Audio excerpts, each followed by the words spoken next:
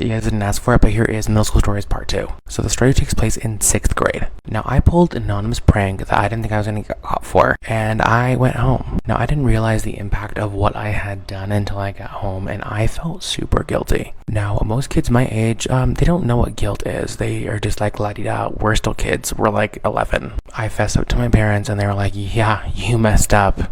So they were going to send me to school the next day to apologize, but I decided that I was going to stay up late and write a 2-page formal apology to the administration and who the prank was pulled on. Now I get to school the next morning and I hand this letter to the after-school's activity director because it happened during after-school activities. He gives me that bombastic side eye and I go to class. So come second period, I am getting called to the principal's office and I am not even in the slightest bit surprised. Now I get to the principal's office and the principal at the time, his name was Mr. G, and I'm not even going to sugarcoat it, Mr. G was just nasty. And if you watch my previous video, you know that my parents instilled the fear of God in me, so yes, I was being respectful. So I get into his office and he's asking me a bunch of questions. I soon realize that he's cross-examining the formal apology with what I have in my brain of what happened. So we go through this entire ordeal. I'm like traumatized because I'm having to relive something I felt guilty about, and I'm just apologizing. So after it's all said and done and my punishment, 6 days at home suspension, has been issued, he goes, "You don't have to lie to me. Who wrote this letter?"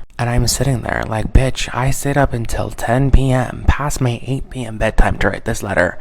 I wrote that letter. So I had done something really stupid, felt guilty about it, wrote an apology, had to sit and be cross-examined, and then my integrity was further in question. He's like, "No, really, who wrote it? Your parents?" And I was like, "My parents don't speak English, bro." After that, I got super awkward and I had to walk 15 minutes home. What's so crazy about this is that they didn't call my parents to tell them that I was suspended.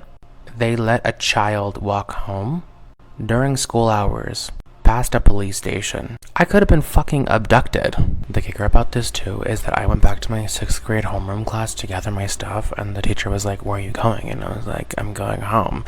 And instead of keeping the shit to herself, people asked where I was. She told the entire class that I was suspended for 6 days, and everybody connected the fucking dots. Comment for part 3.